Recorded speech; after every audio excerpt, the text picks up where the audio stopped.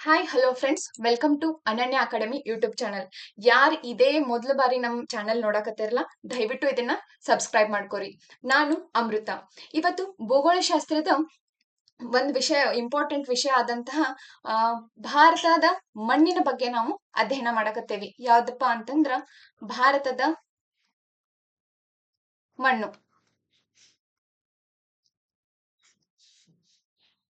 ಈ ಮಣ್ಣು ಹೆಂಗ್ ರಚನೆ ಆಯ್ತು? ನಮ್ ಭಾರತದೊಳಗ ಅಷ್ಟೇ ಐತೇನ್ರಿ ಮಣ್ಣ? ಇಲ್ಲ, ಎಲ್ಲಾ ಕಡೆನೂ ಮಣ್ಣು ಐತಿ. ಆದ್ರೆ ನಾವು ಮೇಜರ್ ಆಗಿ ನಮಗೀಗ ಸ್ಪರ್ಧಾತ್ಮಕ ವಿಷಯಗಳ ಎಕ್ಸಾಮ್ಗಳಿಗೆ ಇಂಪಾರ್ಟೆಂಟ್ ಆದಂತ ಇದೊಂದು ವಿಷಯ ಆಗಿರೋದ್ರಿಂದ ನಾವ್ ಇದನ್ನ ಏನ್ ಮಾಡತ್ತೇವಪ್ಪ ಅಂತಂದ್ರ ಅಧ್ಯಯನ ಮಾಡಕತ್ ಬಿಟ್ಟೇವಿ. ಬರ್ರಿ ಈ ಮಣ್ಣಿನ ಬಗ್ಗೆ ನಾವು ತಿಳ್ಕೊಳ್ಳೋಣ. ಹಂಗಾಯ್ತಂದ್ರ ಈ ಮಣ್ಣು ಹೆಂಗ್ ರಚನೆ ಆಯ್ತು? ಮಣ್ಣು ಹೇಗ್ ರಚನೆ ಆಯ್ತು? ರಚನೆಗೆ ಏನೇನು ಕಾರಣ ಆಯ್ತು?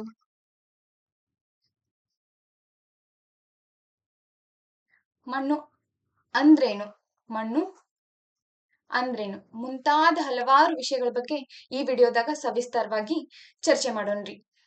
ನಾವ್ ಈ ಮಣ್ಣನ್ನ ಎಲ್ಲಿಂದ ನೋಡ್ತೇವಿ? ಭೂಮಿ ಉಗಮದಿಂದ ನೋಡ್ತೇವೋ, ಅಥವಾ ಭೂಮಿ ಹುಟ್ಟಿದ್ಮೇಲೆ ನೋಡ್ತೇವೋ, ಅಥವಾ ನಿನ್ನೆ ಮೊನ್ನೆ ಹುಟ್ಕೊಂತಂತ ನೋಡ್ತೇವೋ? ಯಾವ್ದು ನಮಗ ಮುಂಚೆಯಿಂದನೂ ಗೊತ್ತಿಲ್ಲ. ಆದ್ರೆ ನಾವು ಹುಟ್ಟಿದಾಗಿಂದನೂ ಭೂಮಿ ಮೇಲೆ ಏನೈತಪ್ಪ? ಮಣ್ಣೈತಿ. ಆದ್ರ ಭೂಮಿ ಹುಟ್ಟಿದಾಗ ಭೂಮಿ ಜೊತೆ ಈ ಮಣ್ಣು ಇದ್ದಿರ್ಲಿಲ್ಲ ರೀ. ನಮ್ಗೆ ಇವಾಗ ಶಾಕ್ ಅನ್ನಿಸಿರ್ತೈತಿ. ಭೂಮಿ ನಾವೇನ್ ತಿಳ್ಕೊಂಡೇವಿ?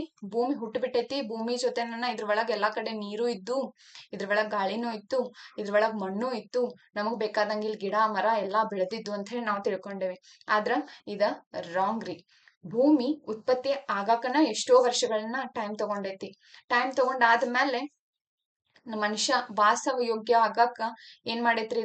ಹಲವಾರು ತನ್ನ ಒಳಗ ಮಾರ್ಪಾಡು ಮಾಡ್ಕೋತ ಬಂದ್ಬಿಟ್ಟೈತಿ. ಈಗ ನಾವ್ ಮನಿ ಒಳಗ ಬೆಳಗ್ಗೆ ಎದ್ದು ಅಥವಾ ಯಾವ್ದಾರ ಹುಣ್ಣಿಮೆ ಅಮಾಸಿಗೆ ಹೋಳ್ಗಿ ಮಾಡಕತ್ತಿದ್ರಂದ್ರ ಮಮ್ಮಿಗಳು ಏನ್ ಮಾಡ್ತಾರಂತಂದ್ರ ಬೆಳಿಗ್ಗೆ ಎದ್ದು ಹೋಳ್ಗಿ ಮಾಡೋ ಸಲುವಾಗಿ ಬ್ಯಾಳಿ ನೆನಿ ಹಾಕಿ ಅದನ್ನ ಹೂರ್ಣ ಮಾಡ್ಕೊಂಡು ಹಿಟ್ಟು ನಾದಿ ಹೋಳ್ಗಿ ಮಾಡಿಕೆರಿಂದ ಒಂದ್ ಹೂರ್ಣ ರೆಡಿ ಮಾಡ್ಕೊಂಡು ಏನ್ ಮಾಡ್ತಾರಪ್ಪ ಅಂತಂದ್ರ ಹೋಳ್ಗಿನ ರೆಡಿ ಮಾಡ್ತಾರ. ಅದ್ ಮಾಡೋಕ್ಕಿಂತ ಮುಂಚೆ ಎಷ್ಟೊಂದ್ ಹಂತಗಳನ್ನ ಮಮ್ಮಿಗಳ ಆಲ್ರೆಡಿ ರೆಡಿ ಮಾಡ್ಬಿಟ್ಟಿರ್ತಾರ. ಹಂಗ ಈ ಭೂಮಿ ಒಂದು ಸಂಪೂರ್ಣವಾದ ಗ್ರಹ ಅಂತ ಹೇಳಿ ಆಗಾಕ ತನ್ನನ್ನ ತಾನು ಹಲವಾರು ಮಾರ್ಪಾಡುಗಳನ್ನ ಮಾಡ್ಕೊಂತ ಬಂದೈತ್ರಿ. ಏನ್ ಮಾಡೈತಿ? ಮಾರ್ಪಾಡುಗಳನ್ನ ಮಾಡ್ಕೊಂತ ಬಂದ್ಬಿಟ್ಟೈತಿ. ಯಾವ್ದು? ಭೂಮಿ. ಅದ್ರ ಒಳಗ ಈ ನಮ್ಮ ಭೂಮಿ ಮಣ್ಣ ರಚನೆ ಆಗಾಕುನು ಒಂದು ಮೇಜರ್ ಆಗಿ ಬದಲಾವಣೆಯನ್ನ ಮಾಡ್ಕೊಂಡೈತಿ. ಯಾಕಂತಂದ್ರ ಭೂಮಿ ಮುಂಚೆ ಯಾವ ಸ್ಥಿತಿ ಒಳಗಿತ್ತು? ಘನ ಸ್ಥಿತಿ ಒಳಗಿತ್ತು, ಅಥವಾ ದ್ರವ ಸ್ಥಿತಿ ಒಳಗಿತ್ತು, ಅಥವಾ ಅನಿಲ ಸ್ಥಿತಿ ಒಳಗಿತ್ತು? ನಾವು ಓದೇವಲ್ರಿ ಇವನ್ನ. ಯಾವ್ದ? ಸಾಲಿಡ್, ಲಿಕ್ವಿಡ್, ಗ್ಯಾಸ್, ಈ ಪೋರ್ಷನ್ಗಳನ್ನ ಓದೇವಿ. ಅದಾದ್ಮೇಲೆ ಸ್ವಲ್ಪ ದಿವ್ಸ ಆದ್ಮೇಲೆ ನಮ್ಗೆ ಇನ್ನೊಂದ್ ಪೋರ್ಷನ್ ಬರ್ತೈತಿ. ಯಾವ್ದಪ್ಪ ಅಂತಂದ್ರ ಪ್ಲಾಸ್ಮಾ ಅಂತ ಹೇಳಿ. ಇದನ್ನ ಫಸ್ಟ್ ನಾವು ಸಣ್ಣವ್ರಿದ್ದಾಗ ನೋಡಿರಂಗಿಲ್ಲ. ಆಮೇಲೆ ಹೈಸ್ಕೂಲ್ ಬುಕ್ನಾಗ ಅದು ಎಡಿಷನ್ ಆಗಿ ಬರ್ತೈತಿ. ಪ್ಲಾಸ್ಮಾ ಸ್ಟೇಜ್ ಅಂತ ಹೇಳಿ ಒಂದ್ ಬರ್ತೈತಿ. ಹಂಗ ಭೂಮಿ ರಚನೆ ಆದಾಗ ನಾವೇನ್ ತಿಳ್ಕೊಂಡಿದ್ವಿ? ಗಣಸ್ಥಿತಿ ಒಳಗ ಇತ್ತಂತ ತಿಳ್ಕೊಂಡಿದ್ವಿ. ಆದ್ರ ಭೂಮಿ ರಚನೆ ಆದಾಗ ಗಣಸ್ಥಿತಿ ಒಳಗ ಇದ್ದಿರ್ಲಿಲ್ಲ. ಯಾವ ಸ್ಥಿತಿ ಒಳಗಿತ್ತಪ್ಪ ಅಂತಂದ್ರ ಸಂಪೂರ್ಣವಾಗಿ ಪ್ಲಾಸ್ಮಾ ಸ್ಥಿತಿ ಒಳಗಿತ್ತು ನೋಡ್ರಿ. ಯಾವ ಸ್ಥಿತಿ ಒಳಗಿತ್ರಿ? ಪ್ಲಾಸ್ಮಾ ಸ್ಥಿತಿ ಒಳಗ ನಮ್ ಭೂಮಿ ಇತ್ತು. ಈ ಪ್ಲಾಸ್ಮಾ ಸ್ಥಿತಿ ಒಳಗ ಇರ್ತಕ್ಕಂತ ಭೂಮಿ ಆಮೇಲೆ ಏನಾಯ್ತಪ್ಪ ಅಂತಂದ್ರ ಇದ್ರ ಮೇಲೆ ವಾತಾವರಣ ಕ್ರಮೇಣ ಎಷ್ಟೋ ವರ್ಷಗಳ ಕಳೆದ ಏನಾಯ್ತಪ್ಪ ಅಂತಂದ್ರ ವಾತಾವರಣ ರಚನೆ ಆಯ್ತು. ರಚನೆಯಾದ ವಾತಾವರಣದಿಂದ ಇದೇನಾಯ್ತಪ್ಪ ಅಂತಂದ್ರ ಪ್ಲಾಸ್ಮಾ ಸ್ಥಿತಿಯಿಂದ ಘನ ಸ್ಥಿತಿಗೆ ಈ ಹವಾಮಾನದಿಂದ ಏನಾಗಕ್ ಸ್ಟಾರ್ಟ್ ಆಯ್ತಂತಂದ್ರ ತನ್ನನ್ ತಾನು ಮಾರ್ಪಾಡ್ ಮಾಡ್ಕೊಳಕ್ ಸ್ಟಾರ್ಟ್ ಆಯ್ತು. ಈ ಮಾರ್ಪಾಡ್ ಆಗೋದ್ರಿಂದ ಯಾವ ಸ್ಥಿತಿಯನ್ನ ಹೊಂದಿತ್ಪಾ ಅಂತಂದ್ರ ಪ್ಲಾಸ್ಮಾ ಸ್ಥಿತಿ ಇದ್ದಿದ್ದು ಘನೀಕರಣ ಆಗಕ್ ಸ್ಟಾರ್ಟ್ ಮಾಡ್ಬಿಡ್ತ್ರಿ. ಯಾವ್ದ್ರಿ? ಘನೀಕರಣ ಹೊಂದಕ್ ಸ್ಟಾರ್ಟ್ ಮಾಡ್ಬಿಡ್ತು. ನೋಡ್ರಿ, ಮುಂಚೆ ಪ್ಲಾಸ್ಮಾ ಇತ್ತು, ಪ್ಲಾಸ್ಮಾ ಇದ್ದಿದ್ದೇನಾಯ್ತು? ಘನೀಕರಣ ಆಯ್ತು. ಈ ಘನೀಕರಣ ಆಗಿದ್ರ ಒಳಗ ಈ ಘನೀಕರಣ ಆಗಿದ್ದ ಪಾರ್ಟ್ಗಳು ಯಾವ್ದಪ್ಪ? ಎಲ್ಲಾನು ಘನೀಕರಣ ಆಯ್ತನು? ಇಲ್ಲ. ಯಾವ್ಯಾವ ಘನೀಕರಣವಾಗಿ ಉಳ್ಕೊಂಡ್ವೋ ಅದೇ ಯಾವು? ಶಿಲೆಗಳು ರೀ. ಯಾವ್ದ್ರಿ? ಶಿಲೆಗಳು. ನೋಡ್ರಿ, ಪ್ಲಾಸ್ಮಾ ಇದ್ದಿದ್ದು ಘನೀಕರಣ ಆಯ್ತು ವಾತಾವರಣದಿಂದ. ಆಮೇಲೆ ಹೋಗಿ ಯಾವ್ದಾಯ್ತು? ಶಿಲೆಗಳ ರಚನೆ ಆಯ್ತು. ಈ ರಚನೆ ಆದಂತ ಶಿಲೆಗಳು ಏನಾದ್ವು? ಈ ಮಣ್ಣನ್ನ ನೋಡಾಕತ್ತಿದ್ವಿ ನಾವು. ಸಡನ್ ಆಗಿ ಭೂಮಿ ಬಂತು, ಭೂಮಿ ರಚನೆ ಬಗ್ಗೆ ತಿಳ್ಕೊಂಡ್ವಿ. ಈ ರಚನೆ ಆದಂತ ಭೂಮಿ ಒಳಗ ಈ ಶಿಲೆಗಳು ಎಲ್ಲಿಂದ ಬಂದ್ವು? ನಾವ್ ನೋಡಾಕತ್ತಿದ್ದು ಮಣ್ಣು. ಮತ್ ಈ ಶಿಲೆಗಳು ಯಾಕೆ ಬಂತೀಗ? ಯಾಕಂತಂದ್ರ ಶಿಲೆಗಳು ಇದ್ದಿದ್ದಕ್ಕ ನಮಗ್ ಏನ್ ಸಿಕ್ಕೈತ್ರಿ ಇವತ್ತ? ಮಣ್ಣ್ ಸಿಕ್ಕೈತಿ. ಏನ್ ಸಿಕ್ಕೈತಿ? ಶಿಲೆಗಳು ಇದ್ದಿದ್ದಕ್ಕ ನಮಗ ಮಣ್ಣ್ ಸಿಕ್ಬಿಟ್ಟೈತಿ. ಯಾಕ್ ಮಣ್ಣ್ ಸಿಕ್ಕೈತಿ? ಹಂಗಾತಂದ್ರ ಶಿಲೆದ್ರದ ಮಹತ್ತರವಾದ ಕಾರ್ಯ ಏನ್ರಿ?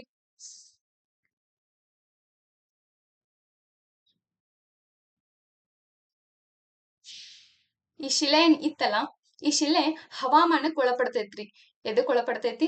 ಹವಾಮಾನಕ್ಕ ಒಳಪಡ್ತೈತಿ. ಈ ಏನ್ ನಮ್ ಭೂಮಿ ರಚನೆ ಆದ್ಮೇಲೆ ಘನೀಕರಣ ಹೊಂದಾಕ ಎಷ್ಟೋ ಟೈಮ್ಗಳ್ ಹೆಂಗ್ ತಗೋತೈತೋ ಹಂಗ ಘನೀಕರಣಗೊಂಡಂತಹ ಶಿಲೆಗಳು ಮಣ್ಣಾಗಿ ಪರಿವರ್ತನೆ ಹೊಂದಾಕುನು ಎಷ್ಟೋ ವರ್ಷ ಟೈಮ್ ತಗೊಂಡ್ ಏನಾಗ್ತೈತಿ ಅಂತಂದ್ರ ಮಣ್ಣಾಗ್ತೈತಿ. ಈ ಶಿಲೆಗಳು ಹಂಗ ಡೈರೆಕ್ಟ್ ಯಾರು ಏನು ಮಾಡ್ಲಾರ್ದನ ಮಣ್ಣಾಗ್ಬಿಟ್ಟು ಅಥವಾ ನೀವ ಹೋಗಿ ದಿನ ಅಷ್ಟಷ್ಟ ಅದಕ್ಕ ಮಣ್ಣಾಗು ಅಂತ ಹೇಳ್ತಿದ್ವು? ಇಲ್ಲ, ನಾವೇನು ಮಾಡ್ತಿರ್ಲಿಲ್ಲ. ನಾವ್ ಯಾವ್ದ ಒಂದ ಕಾಂಟ್ರಿಬ್ಯೂಷನ್ ಅದ್ರೊಳಗ್ ಇದ್ದಿರ್ಲಿಲ್ಲ. ಆದ್ರೂ ಮತ್ತೆ ಇದು ಮಣ್ಣಾಗಿ ಹೆಂಗ್ ಪರಿವರ್ತನೆ ಹೊಂದಿತ್ತು?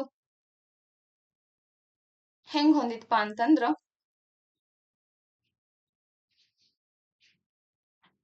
ಶಿಥಿಲೀಕರಣ ಕ್ರಿಯೆ ನಡಿತೈತ್ರಿ. ಏನ್ ನಡಿತೈತಿ? ಶಿಥಿಲೀಕರಣ ಕ್ರಿಯೆ ನಡಿತೈತಿ ಭೂಮಿ ಮೇಲೆ. ಏನ್ ನಡಿತೈತಿ? ಶಿಥಿಲೀಕರಣ ಕ್ರಿಯೆ ನಡಿತೈತಿ. ಏನಿದು ಶಿಥಿಲೀಕರಣ? ಶಿಲೆಗಳ ಶಿಥಿಲೀಕರಣದಿಂದ ಉಂಟಾಗಿದ್ದ ಏನ್ರಿ? ಮಣ್ಣು. ಹಂಗಾತಂದ್ರೆ ಈ ಶಿಥಿಲೀಕರಣ ಅಂದ್ರೆ ಏನು? ಶಿಥಿಲೀಕರಣ ಉಂಟಾಗಕ್ ಮೇನ್ ಕಾರಣ ಏನಂತಂದ್ರ ಭೂಮಿ ಮೇಲೆ ಉಂಟಾಗುವಂತಹ ಅಂತರ್ಜನ್ಯ ಶಕ್ತಿಗಳ ಕ್ರಿಯೆ. ಏನ್ರಿ? ಅಂತರ್ಜನ್ಯ ಶಕ್ತಿಗಳ ಪ್ರಕ್ರಿಯೆ ರೀ. ಯಾವ್ದ್ರಿ? ಅಂತರ್ಜನ್ಯ ಶಕ್ತಿಗಳ ಪ್ರಕ್ರಿಯೆ. ಈ ಅಂತರ್ಜನ್ಯ ಶಕ್ತಿಗಳು ಎಲ್ಲಿಂದ ಬಂದುರಿ? ಯಾವ್ಯಾವ ಹಂಗಾದ್ರ ಅಂತರ್ಜನ್ಯ ಶಕ್ತಿಗಳು?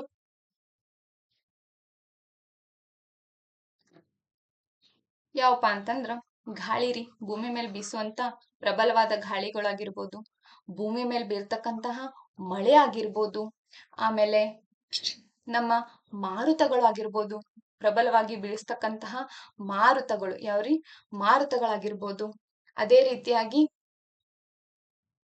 ಭೂಮಿ ಒಂದ ಕಡೆ ಸ್ಥಿರವಾಗಿರಲ್ರಿ. ದೈನಂದಿನ ಚಲನೆ ಜೊತೆಗೆ ಏನ್ ಮಾಡ್ತಿರ್ತೈತಂದ್ರ ಭೂಮಿ ಮತ್ತೊಂದು ಭೂಫಲಕ ಏನ್ ಮಾಡ್ತಿರ್ತೈತಂದ್ರ ಅಲೆದಾಡ್ತಿರ್ತಾವ್ರಿ ಇವು. ಯಾಕಂತಂದ್ರ ಭೂಮಿ ಇರೋದ್ ಎದ್ರ ಮೇಲೆ? ನೀರಿನ ಮೇಲೆ. ಕ್ರಮೇಣವಾಗಿ ಭೂಮಿ ತೆಲಾಡ್ಕೋತ ಒಂದ್ ಕಡೆಯಿಂದ ಒಂದ್ ಕಡೆ, ಮತ್ತೊಂದ್ ಕಡೆ ಏನಾಗ್ತೈತಂದ್ರ ಒಂದ ದಿವಸದಾಗ ಏನ್ ಚಲನೆ ಹೊಂದಂಗಿಲ್ಲ.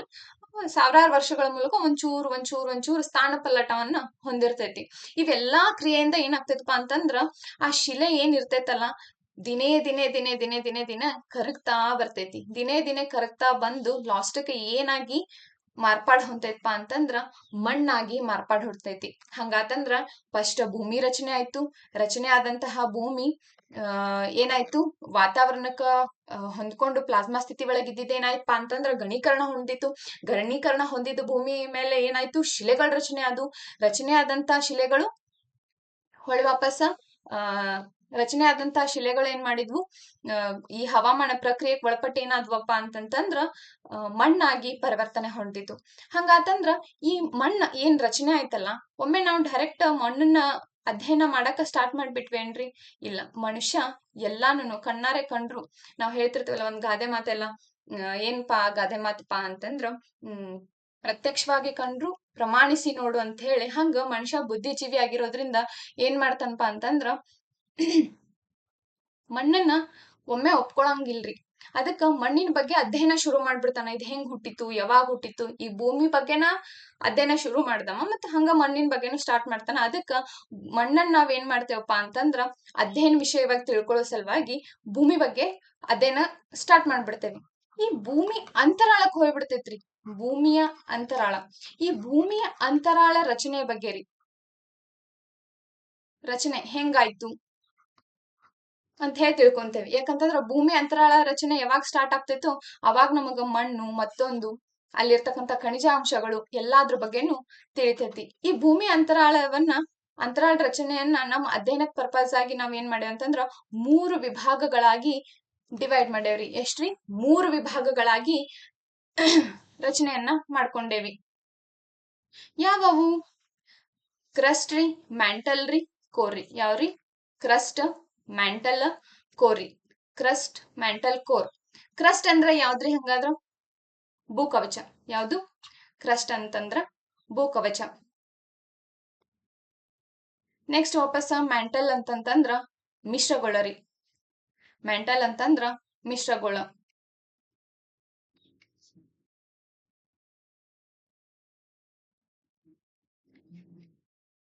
ನೆಕ್ಸ್ಟ್ ಒಂದ್ ಲಾಸ್ಟಕ್ ಇರೋದು ಕೋರ್.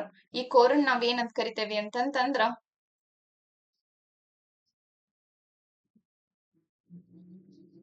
ಕೇಂದ್ರಗೋಳ ಅಂತ ಹೇಳಿ ಕರಿತೇವಿ. ಏನಂತ ಕರಿತೇವಿ? ಕೇಂದ್ರಗೋಳ ಅಂತ ಕರಿತೇವಿ. ಕ್ರಸ್ಟ್ ನ ಭೂಕವಚ ಅಂತ ಕರೆದ್ವಿ, ಮ್ಯಾಂಟಲ್ ನ ಮಿಶ್ರಗೋಳ ಅಂತ ಕರೆದ್ವಿ, ಅಥವಾ ಮಧ್ಯಗೋಳ ಅಂತ ಕರಿತೇವಿ. ಈ ಕೋರನ್ನ ಕೇಂದ್ರಗೋಳ ಅಂತ ಕರಿತೇವಿ. ಈ ಹಂಗಾಯ್ತಂತಂದ್ರ ಈ ಭೂಮಿ ಅಂತರಾಳ ರಚನೆ ಆಗಿದ್ರ ಬಗ್ಗೆ ನಾವು ತಿಳ್ಕೊಂಡ್ವಿ. ತಿಳ್ಕೊಂಡಾದ್ಮೇಲೆ ಈ ಕ್ರಸ್ಟ್ ಯಾಕೆ ನಾವು ಅಧ್ಯಯನ ಮಾಡ್ತೇವೆ ಅಂತಂದ್ರ ಇದೇ ನಮಗ ಭೂಮಿ ಅಂತರಾಳದ ರಚನೆ ಮಾಡ್ಬೇಕಾದ್ರೆ ಮೊದ್ಲು ಸಿಗ್ತಕ್ಕಂತ ಮೊದಲೇ ಭಾಗ. ಈ ಕ್ರಸ್ಟ್ ನ ತೆಳುವಾದ ಪದರವನ್ನೇ ನಾವ್ ಏನಂತ ಕರಿತೇವಿ? ಈ ಕ್ರಸ್ಟ್ ನ ತೆಳುವಾದ ಪದರವನ್ನೇ ಮಣ್ಣು ಅಂತ ಕರಿತೇವಿ. ಕ್ರಸ್ಟ್ ನ ತೆಳುವಾದ ಪದರನ್ನೇ ನಾವ್ ಏನ್ ಕರಿತೇವಿ? ಮಣ್ಣು ಅಂತ ಹೇಳಿ ಕರಿತೇವಿ. ಇದ್ರ ತೆಳುವಾದ ಸ್ಟ್ರಕ್ಚರ್ ಏನಪ್ಪಾ ಅಂತಂದ್ರ ಮಣ್ಣು. ಭೂಮಿಯ ಅತ್ಯಂತ ಮೇಲ್ಪದರು ಅಂತನೂ ಕರಿತೇವೆ ಕ್ರಸ್ಟ್ ಅನ್ನ. ಭೂಮಿಯ ಅತ್ಯಂತ ತೆಳುವಾದ ಪದರು ಅಥವಾ ಹಗುರವಾದ ಪದರು ಅಂತ ಹೇಳಿ ಕರಿತೇವಿ, ಅಥವಾ ಅತ್ಯಂತ ಅಲ್ಪತೆಯನ್ನ ಹೊಂದಿರತಕ್ಕಂತ ಪದರು ಅಂತ ಹೇಳಿ ಯಾವ್ದನ್ ಕರಿತೇವೆ ಅಂತಂದ್ರ ಈ ಕ್ರಸ್ಟ್ ಅನ್ನ ಕರಿತೇವಿ. ಯಾವ್ದಿದು? ಕ್ರಸ್ಟ್. ಹಂಗಂತಂದ್ರ ಈ ಕ್ರಸ್ಟ್ ರಚನೆ ಆಗಿದ್ರ ಬಗ್ಗೆ ತಿಳ್ಕೊಂಡ್ವಿ, ಅಂತರಾಳದ ಬಗ್ಗೆ ತಿಳ್ಕೊಂಡ್ವಿ, ಭೂಮಿ ಬಗ್ಗೆ ತಿಳ್ಕೊಂಡ್ವಿ. ಹಂಗಾಯ್ತಂದ್ರ ಈ ಮಣ್ಣ ರಚನೆ ಆಗಿರ್ತಕ್ಕಂತ ಮಣ್ಣ ಒಳಗ ಯಾವ್ಯಾವ ಅಂಶಗಳು ಅದಾವ್ರಿ? ಈ ರಚನೆ ಆಗಿರ್ತಕ್ಕಂತ ಮಣ್ಣಿನ ಒಳಗ ಯಾವ ಅಂಶಗಳು ಅದಾವ? ಹಂಗ ಈ ರಚನೆ ಆಗಿರ್ತಕ್ಕಂತ ಮಣ್ಣ ನಾವ್ ಅಧ್ಯಯನ ಮಾಡಕತ್ತೇವಲ್ಲ, ಈ ಅಧ್ಯಯನಕ್ಕ ಏನಂತ ಹೆಸರು ಐತಿ? ಇದ್ರ ಒಳಗ ಮೇಜರ್ ಆಗಿ ಯಾವ್ದ್ ಬಂತ್ರಿ? ಶಿಲೆಗಳು ಬಂತು. ಹಂಗಾಯ್ತಂದ್ರ ಶಿಲೆಗಳ ಅಧ್ಯಯನಕ್ ನಾವ್ ಏನ್ ಅಂತ ಕರಿತೇವಿ? ನೋಡಂಬರಿ. ಈ ಮಣ್ಣಿನ ಒಳಗ ಇರ್ತಕ್ಕಂತ ಅಂಶ ಯಾವ್ದಪ್ಪಾ ಅಂತಂದ್ರ ಹ್ಯೂಮಿಕ್ ಅಂಶ ರೀ. ಯಾವ್ದ್ರಿ? ಹ್ಯೂಮಿಕ್ ಅಂಶ. ಮಣ್ಣಿನ ಒಳಗ ಹ್ಯೂಮಿಕ್ ಅಂಶ ಐತಿ. ಈ ಹ್ಯೂಮಿಕ್ ಅಂಶ ಎಷ್ಟ್ ಇರ್ತೈತಿ ಅನ್ನೋದ್ರ ಮೇಲೆ ಮಣ್ಣು ಎಷ್ಟು ಫಲವತ್ತತೆ ಆಗೈತಿ ಅಂತ ಹೇಳಿ ನಾವು ತಿಳ್ಕೊಬಹುದು.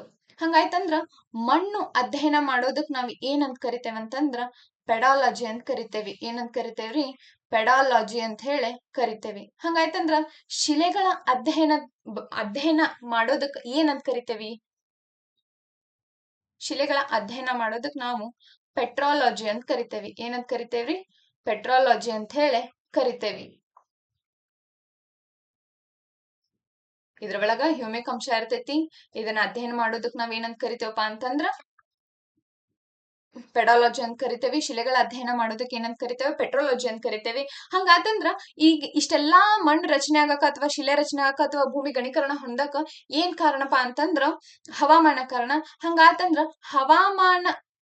ಹವಾಮಾನದ ಬಗ್ಗೆ ಅಧ್ಯಯನ ಮಾಡೋದಕ್ಕ ಏನಂತ ಕರಿತೇವೆ ಅಂತ ಹೇಳಿ ನೀವು ಕಮೆಂಟ್ ಒಳಗ ಆನ್ಸರ್ ಮಾಡ್ರಿ. ಇನ್ ನೆಕ್ಸ್ಟ್ ಈ ಭಾರತದ ಒಳಗ ಈ ಭಾರತದ ಒಳಗ ಇರ್ತಕ್ಕಂಥ ಮಣ್ಣ್ ಬಗ್ಗೆ ನಾವು ಅಧ್ಯಯನ ಮಾಡೋದ್ರಿಂದ ಭಾರತದ ಒಳಗ ಈ ಮಣ್ಣಿನ ಬಗ್ಗೆ ಅಧ್ಯಯನ ಮಾಡೋ ಸಂಸ್ಥೆಗಳು ಅದಾವೇನು? ಹೌದ್ರಿ, ಅದಾವು. ಹಂಗಾದ್ರೆ ಎಷ್ಟ್ ಅದಾವು? ಭಾರತದೊಳಗ ಮಣ್ಣಿನ ಬಗ್ಗೆ ಅಧ್ಯಯನ ಮಾಡೋ ಮಣ್ಣಿನ ಸಂಶೋಧನಾ ಕೇಂದ್ರ ಎಲ್ಲೈತಿ? ಮಣ್ಣು ಸಂಶೋಧನಾ ಕೇಂದ್ರ ಎಲ್ಲೈತಿ? ಹಂಗಾತಂದ್ರ ಭಾರತದ ಒಳಗ ಐತಂತಂದ್ರ ನಮ್ಮ ಕರ್ನಾಟಕದ ಒಳಗ ಮಣ್ಣಿನ ಸಂಶೋಧನಾ ಕೇಂದ್ರಗಳು ಅಥವಾ ಮಣ್ಣಿನ ಸಂರಕ್ಷಣಾ ಕೇಂದ್ರಗಳು ಅದಾವೇನ್ರಿ? ಹಾ, ಅದಾವ್ರಿ. ಭಾರತದ ಒಳಗ ಮಣ್ಣು ಸಂಶೋಧನಾ ಕೇಂದ್ರಗಳು ಎಲ್ಲದಾವು? ಭಾರತದ ಒಳಗ ನಮ್ ಕರ್ನಾಟಕದಾಗ ಎಲ್ಲದಾವು? ತಿಳ್ಕೊಳ್ಳೋಣ ಬರ್ರಿ. ಭಾರತದ ಮಣ್ಣಿನ ಸಂಶೋಧನಾ ಕೇಂದ್ರಗಳು ಎಲ್ಲದಾವಪ್ಪ ಅಂತಂದ್ರ ಮಧ್ಯಪ್ರದೇಶದ ಭೂಪಾಲ್ ಒಳಗ ಅದಾವ್ರಿ. ಎಲ್ಲದಾವ್ರಿ? ಮಧ್ಯಪ್ರದೇಶದ ಭೂಪಾಲ್ ಒಳಗ ಅದಾವ.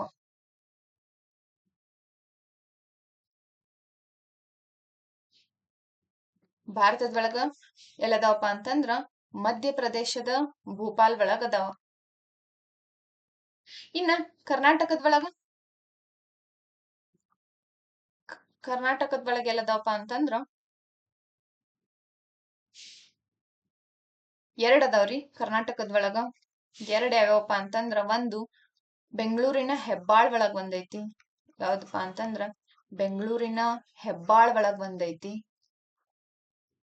ಇನ್ನೊಂದ್ ಎಲ್ಲೈತಪ್ಪಾ ಅಂತಂದ್ರ ಬಳ್ಳಾರಿ ಒಳಗ್ ಒಂದೈತ್ರಿ. ಎಲ್ಲೈತ್ರಿ? ಬಳ್ಳಾರಿ ಒಳಗ್ ಒಂದೈತಿ. ಹಂಗಾತಂದ್ರ ಈ ಮಧ್ಯಪ್ರದೇಶದ ಭೂಪಾಲ್ ಒಳಗ ಏನ ನಾವ ಸಂಶೋಧನಾ ಕೇಂದ್ರವನ್ನ ನೋಡಿದ್ವಲ್ಲ, ಅದು ಯಾವ ಇಲಾಖೆ ಅಡಿ ಕಾರ್ಯನಿರ್ವಹಿಸ್ತೈತ್ರಿ? ಅದು ಕೃಷಿ ಸಂಶೋಧನಾ ಕೃಷಿ ಸಂಶೋಧನಾ ಇಲಾಖೆ ಅಡಿ ಕಾರ್ಯನಿರ್ವಹಿಸ್ತೈತ್ರಿ. ಯಾವ್ದ್ರಿ? ಕೃಷಿ ಸಂಶೋಧನಾ ಕೃಷಿ ಸಂಶೋಧನಾ ಇಲಾಖೆ ಅಡಿ ಕಾರ್ಯನಿರ್ವಹಿಸ್ತೈತ್ರಿ. ನೆಕ್ಸ್ಟ್, ಈ ನಮ್ಮ ಬೆಂಗಳೂರ್ ಒಳಗಿರ್ತಕ್ಕಂತ ಈ ಹೆಬ್ಬಾಳ ಏನ ಕೃಷಿ ಸಂಶೋಧನಾ ಕೇಂದ್ರ ಐತಲ್ಲ, ಇದನ್ನ ನಾವ್ ಏನಂತ ಕರಿತೇವಿ ಅಂತಂದ್ರ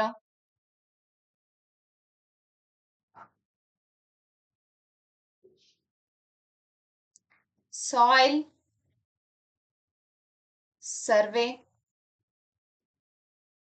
ಡಿಪಾರ್ಟ್ಮೆಂಟ್ ಅಂತ ಕರಿತೇವ್ರಿ. ಯಾವ್ದ್ರಿ? ಸಾಯಿಲ್ ಸರ್ವೆ ಡಿಪಾರ್ಟ್ಮೆಂಟ್ ಅಂತ ಕರಿತೇವಿ. ಇನ್ನೊಂದ್ ಬಳ್ಳಾರಿ ಒಳಗೆ ಏನೈತಂದ್ರ ಮಣ್ಣು ಸಂಶೋಧನಾ ಕೇಂದ್ರವನ್ನ ನಾವು ಕಾಣ್ಬೋದ್ರಿ. ಹಂಗಾಯ್ತಂದ್ರ ಮಣ್ಣನ್ನ ನಾವು ಪ್ರಮುಖವಾಗಿ ಎರಡ್ ರೀತಿಯಾಗಿ ನೋಡ್ತೇವ್ರಿ. ಈಗ ನೋಡೋಷ್ಟೊತ್ತಿಗೆ ನಾವ್ ಹೇಳ್ತಿರ್ತೇವಲ್ಲ, ಅವ್ರ ಬೆಳ್ಳಗದಾರು, ಇವ್ರ ಕಪ್ಪದಾರು, ಇವ್ರ ಎತ್ರದಾರು, ಇವ್ರ ತೆಳ್ಳಗದಾರು, ಇವ್ರ ದಪ್ಪದಾರು, ಹಿಂಗ್ ಹೇಳ್ತಿರ್ತೇವಲ್ಲ, ಹಂಗ ಈ ಮಣ್ಣನ್ನ ನೋಡೋಕ್ಕಿಂತ ಮುಂಚೆ ಅಂದ್ರೆ ವೈಜ್ಞಾನಿಕವಾಗಿ ಅಧ್ಯಯನ ಮಾಡೋಕ್ಕಿಂತ ಮುಂಚೆ ನಾವ್ ಹೇಳ್ತಿರ್ತೇವಲ್ಲ, ಹಂಗ ಮಣ್ಣನ್ನ ನಾವ್ ಎಷ್ಟ್ ರೀತಿಯಾಗಿ ಅಧ್ಯಯನ ಮಾಡ್ಬೋದಪ್ಪಾ ಅಂತಂದ್ರ ಎರಡ್ ರೀತಿಯಾಗಿ ಅಧ್ಯಯನ ಮಾಡ್ಬೋದು. ಎಷ್ಟ್ ರೀತಿ ರೀ? ಎರಡ್ ರೀತಿಯಾಗಿ ಅಧ್ಯಯನ ಮಾಡ್ಬೋದು. ಹಂಗತ್ತಂದ್ರ ಎರಡ್ ರೀತಿಗಳು ಯಾವ್ಯಾವು? ಒಂದು ಜೋನಲ್ ಟೈಪ್, ಇನ್ನೊಂದು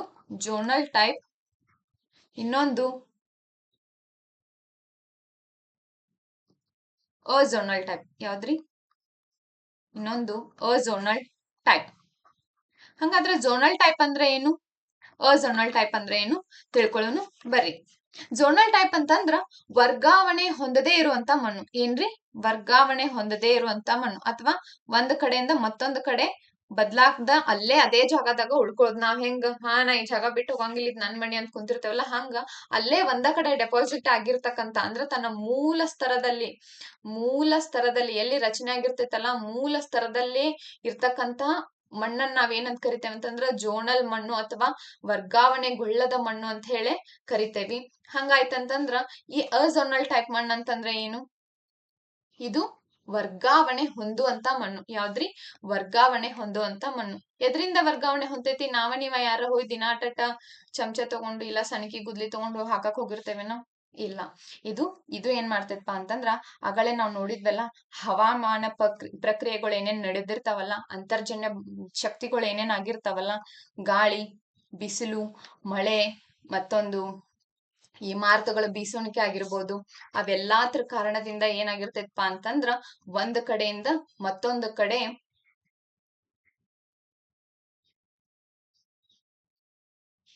ಇವೇನಾಗ್ತಾವ ಅಂತಂದ್ರ ಚಲನೆಯನ್ನ ಮಾಡ್ತಾವ. ಗಾಳಿ ಬಿಸಿದ ಕೂಡ್ಲೆ ಗಾಳಿ ಜೊತೆ ಹಿಂಗ್ ಸಣ್ಣಂಗ ಮಣ್ಣಿನ ಪೋರ್ಷನ್ ಹೆಂಗ ಗಾಳಿಗೆ ಧೂಳ ಅಂತೆ ಹಾರ್ಕೊಂಡ್ ಬರ್ತಿರ್ತೈತಲ್ಲ, ಆ ರೀತಿ ಆಗಿರ್ಬೋದು. ಮತ್ತ ನೀರಿನ ಜೊತೆ ಹರ್ಕೊಂಡ್ ಹೋಗಿರ್ಬೋದು. ಮಳೆ ಆದ ಕೂಡ್ಲೆ ರಾಡಿ ಕ್ರಿಯೇಟ್ ಆಗ್ತೈತಲ್ಲ, ಆ ರಾಡಿ ಮೂಲಕ ಆಗಿರ್ಬೋದು. ಒಂದ್ ಕಡೆಯಿಂದ ಅದ್ ಎಲ್ಲಿ ಹುಟ್ಟಿರ್ತೈತಲ್ಲ ಅಲ್ಲಿಂದ ಹಿಡ್ಕೊಂಡು ಮತ್ತೊಂದ್ ಕಡೆ ಹೋಗಿ ಡೆಪಾಸಿಟ್ ಆಗೋದನ್ನ ನಾವ್ ಏನಂತ ಕರಿತೇವೆ ಅಂದ್ರ ಅಜೋನಲ್ ಟೈಪ್ ಮಣ್ಣು ಅಂತ ಕರಿತೇವಿ. ಇದಕ್ಕೊಂದ್ ಬೆಸ್ಟ್ ಎಕ್ಸಾಂಪಲ್ ಅಂತಂದ್ರ ಮೆಕ್ಕಲು ಮಣ್ಣು. ಯಾಕೆ ಮೆಕ್ಕಲು ಮಣ್ಣನ್ನ ತಗೊಂಡೆ ಅಂತಂದ್ರ, ಮೆಕ್ಕಲು ಮಣ್ಣು ನಮ್ಮ ಇಡೀ ಭಾರತದ ಒಳಗ ಅತ್ಯಂತ ಪ್ರಮುಖವಾದಂತ ಮಣ್ಣು. ಮತ್ತೆ ನಾವು ಮೆಕ್ಕಲು ಮಣ್ಣನ್ನ ನಾವ್ ಏನಂತ ಕರಿತೇವೆ ಅಂತಂದ್ರ ಫಲವತ್ತಾದ ಮಣ್ಣು, ಮತ್ತೆ ಕೃಷಿಗೆ ಅತಿ ಯೋಗ್ಯವಾದ ಮಣ್ಣು ಅಂತ ಹೇಳಿ ಕರಿತೇವಿ. ಅದಕ್ ಇದನ್ನ ಆಲ್ರೆಡಿ ನಾವೆಲ್ಲರೂ ನೋಡಿರ್ತೇವೆ, ಮೆಕ್ಕಲು ಮಣ್ಣನ್ನ ತಿಳ್ಕೊಂಡಿರ್ತೇವಿ, ಅಲ್ಲೋ ಇಲ್ಲೋ ನೋಡಿರ್ತೇವೆ. ಅದ್ರ ಸಲುವಾಗಿ ಈ ಮೆಕ್ಕಲು ಮಣ್ಣನ್ನ ಅಜೋನಲ್ ಟೈಪ್ ಮಣ್ಣಿಗೆ ನಾವು ಉದಾಹರಣೆಯಾಗಿ ತಗೋಬಹುದು. ಯಾಕಂದ್ರ ನದಿಗಳ ಸಂಚಯನ ಕಾರ್ಯದಿಂದ ಅದ್ ಎಲ್ಲಿ ಹುಟ್ಟಿರ್ತೈತಲ್ಲ ಅಲ್ಲಿಂದ ತನ್ನ ಮೂಲ ಸ್ಥಾನವನ್ನ ಬಿಟ್ಟು ಬಂದ್ ಕೆರಿಂದ ಏನ್ ಮಾಡಿರ್ತೈತಿ ಅಂತಂದ್ರ ಈ ಮೆಕ್ಕಲು ಮಣ್ಣು ಡೆಪಾಸಿಟ್ ಆಗಿರ್ತೈತಿ. ಹಂಗಾಯ್ತಂದ್ರ ಭಾರತದೊಳಗ ಈ ಮಣ್ಣುಗಳು ಏನ್ ನೋಡಿದ್ವಲ್ಲ, ಈ ನೋಡಿದ ಮಣ್ಣನ್ನ ನಾವು ಎಷ್ಟು ಟೈಪ್ ಆಗಿ ವಿಂಗಡಣೆ ಮಾಡ್ಬೋದು, ಅಥವಾ ಇದನ್ನ ಯಾರು ವಿಂಗಡಣೆ ಮಾಡ್ತಾರಪ್ಪ ಅಂತಂದ್ರ ICAR ಸಂಸ್ಥೆಯವರು ಇದನ್ನ 8 ರೀತಿಯಾಗಿ ಕ್ಲಾಸಿಫಿಕೇಶನ್ ಮಾಡಿಸ್ತಾರ್ರಿ. ಎಷ್ಟ್ರಿ? ICAR ದವ್ರಿ 8 ರೀತಿಯಾಗಿ ಏನ್ ಮಾಡ್ತಾರಪ್ಪ ಅಂತಂದ್ರ ಇದನ್ನ 8 ರೀತಿಯಾಗಿ ಕ್ಲಾಸಿಫಿಕೇಶನ್ ಮಾಡ್ತಾರ. ಎಷ್ಟು ರೀತಿ ರೀ? 8 ರೀತಿಯಾಗಿ ಕ್ಲಾಸಿಫಿಕೇಶನ್ ಮಾಡ್ತಾರ. ಹಂಗಾಯ್ತಂತಂದ್ರ ಈ 8 ರೀತಿಯ ಮಣ್ಣುಗಳು ಯಾವ್ಯಾವು ನೋಡಂಬರ್ರಿ.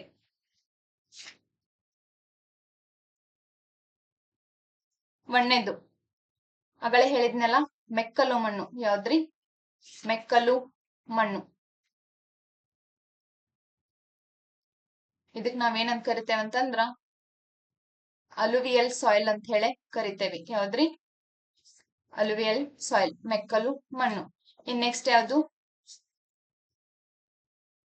ಕಪ್ಪು ಮಣ್ಣು. ಯಾವ್ದ್ರಿ? ಕಪ್ಪು ಮಣ್ಣು, ಬ್ಲಾಕ್ ಸಾಯಿಲ್. ನೆಕ್ಸ್ಟ್ ಯಾವ್ದು? ಕೆಂಪು ಮಣ್ಣು. ಯಾವ್ದ್ರಿ? ಕೆಂಪು ಮಣ್ಣು. ಯಾವ್ದು? ಕೆಂಪು ಮಣ್ಣು.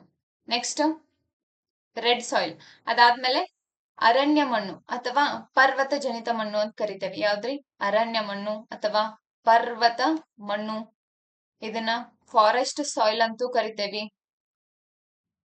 ಅಥವಾ ಮೌಂಟೇನ್ ಸಾಯಿಲ್ ಅಂತೂ ಕರಿತೇವಿ.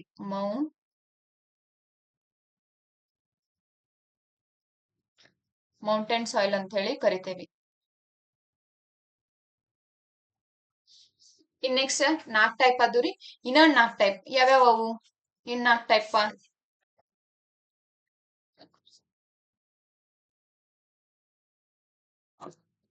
ಟೈಪ್ ಯಾವ್ಯಾವಪ್ಪ ಅಂತಂದ್ರ, ಇನ್ನೊಂದ್ ನೆಕ್ಸ್ಟ್ ಯಾವ್ದಪ್ಪ ಅಂತಂದ್ರ ಲ್ಯಾಟ್ರೈಟ್ ಸಾಯಿಲ್. ನೀವು ಕೇಳಿರ್ತೀರಿ ಇದ್ರ ಹೆಸರು. ಯಾವ್ದು? Laterite soil. ಯಾವ್ದಿದು? ಜಂಬಟ್ಟಿಗೆ ಮಣ್ಣು. ಯಾವ್ದ್ರಿ? ಜಂಬಟ್ಟಿಗೆ ಮಣ್ಣು, ಲ್ಯಾಟ್ರೈಟ್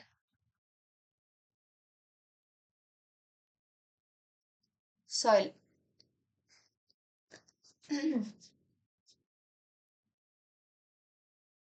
ನೆಕ್ಸ್ಟ್ ಯಾವ್ದಪ್ಪ ಅಂತಂದ್ರ ಸಸ್ಯಾಂಗದ ಮಣ್ಣು. ಯಾವ್ದ್ರಿ?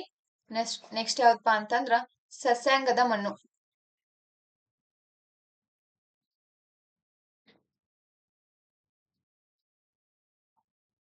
ನೆಕ್ಸ್ಟ್ ಯಾವ್ದು? ಸಸ್ಯಾಂಗದ ಮಣ್ಣು.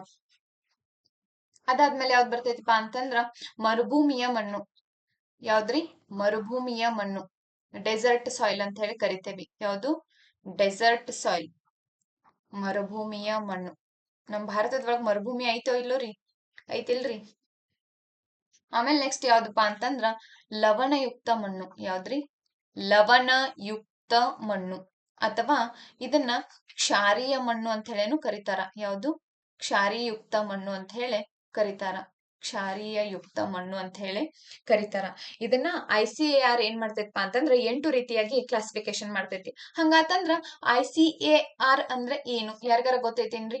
ICAR ಅಂತಂದ್ರ ICAR ಅಂತಂದ್ರ ಇಂಡಿಯನ್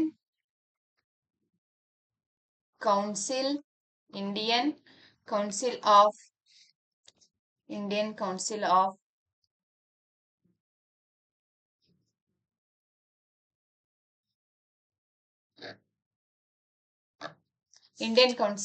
ಅಗ್ರಿಕಲ್ಚರಲ್ ರಿಸರ್ಚ್. ಯಾವ್ದ್ರಿ? ಇಂಡಿಯನ್ ಕೌನ್ಸಿಲ್ ಆಫ್ ಅಗ್ರಿಕಲ್ಚರಲ್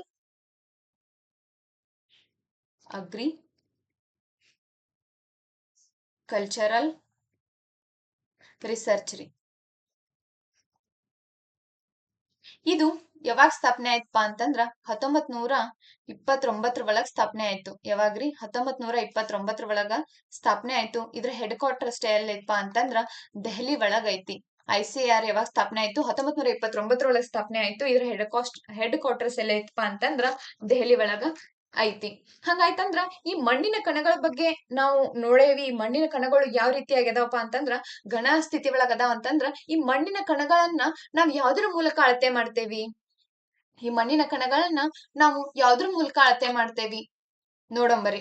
ಈ ಮಣ್ಣಿನ ಕಣಗಳನ್ನ ನಾವ ವೆಂಟ್ವರ್ತ್ ಸ್ಕೇಲ್ ಮುಖಾಂತರ ಅಳತೆ ಮಾಡ್ತೇವಿ. ಎದ್ರ ಮುಖಾಂತರ ರೀ? ವೆಂಟ್ವರ್ತ್ ಸ್ಕೇಲ್ ಮುಖಾಂತರ ಅಳತೆ ಮಾಡ್ತೇವಿ. ಯಾವ್ದು? ವೆಂಟ್ವರ್ತ್ ಸ್ಕೇಲ್ ಮುಖಾಂತರ ಅಳತೆ ಮಾಡ್ತೇವಿ. ಹಂಗಾತಂದ್ರ ಈ ವೆಂಟ್ವರ್ತ್ ಸ್ಕೇಲ್ ಹೆಂಗ ಮಣ್ಣಿನ ಕಣಗಳ ಬಗ್ಗೆ ಅಧ್ಯಯನ ಮಾಡ್ತೈತ್ಲಾ, ಹಂಗಾತಂದ್ರ ಎತ್ತರ ಬಗ್ಗೆ ಅಧ್ಯಯನ ಮಾಡೋ ಮಾಪನ ಯಾವ್ದ್ರಿ? ಅಲ್ಟಿಮೀಟರ್. ಯಾವ್ದ್ರಿ? ಅಲ್ಟಿಮೀಟರ್. ಹಂಗಾತಂದ್ರ ಲ್ಯಾಕ್ಟೋಮೀಟರ್ ಅನ್ನ ಎದಕ್ ಬಳಸ್ತಾರ ಅನ್ನೋದನ್ನ ನೀವು ಕಮೆಂಟ್ ಮೂಲಕ ತಿಳಿಸ್ರಿ. ಇನ್ನು ನಮ್ ಚಾನೆಲ್ ಅನ್ನ ಯಾರ್ಯಾರು ಲೈಕ್ ಮಾಡಿಲ್ಲ, ಸಬ್ಸ್ಕ್ರೈಬ್ ಮಾಡಿಲ್ಲ, ದಯವಿಟ್ಟು ಅವ್ರ ಲೈಕ್ ಸಬ್ಸ್ಕ್ರೈಬ್ ಮಾಡ್ರಿ. ಆಮೇಲೆ ಕಮೆಂಟ್ ಮಾಡ್ರಿ. ಧನ್ಯವಾದಗಳು.